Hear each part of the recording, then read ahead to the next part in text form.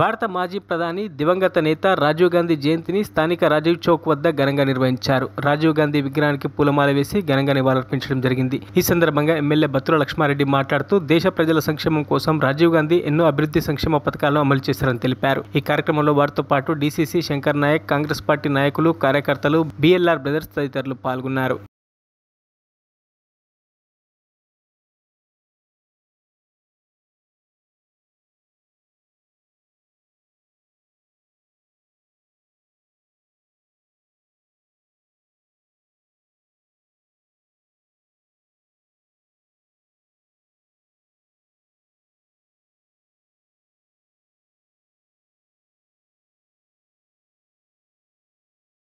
మరిన్ని అప్డేట్స్ కోసం మా ఛానల్ని సబ్స్క్రైబ్ చేయండి.